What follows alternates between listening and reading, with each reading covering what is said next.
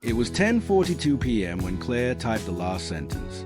Frankly, your micromanagement is exhausting, and if you don't trust me to do my job, maybe you should do it yourself. She stared at the words. Her fingers trembled with adrenaline. Her manager, Thomas, had just criticized a presentation in front of the entire team. Again. No warning, no feedback beforehand, just public dismantling. Claire had nodded politely during the meeting, clenched jaw and all, but now the fire in her chest had nowhere to go but the keyboard. The subject line of the email read, "Today's presentation, some thoughts." She hovered, then her eyes caught something at the edge of her desk, a tiny white card taped to her monitor.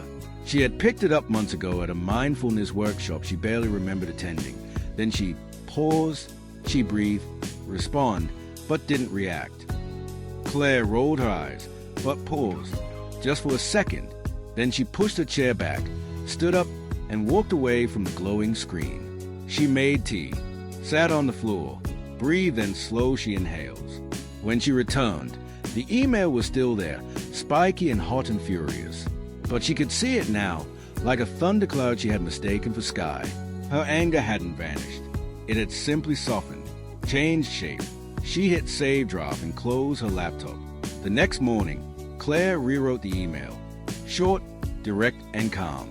She said in it, "Hi, Thomas. I'd like to schedule a time to talk about yesterday's feedback.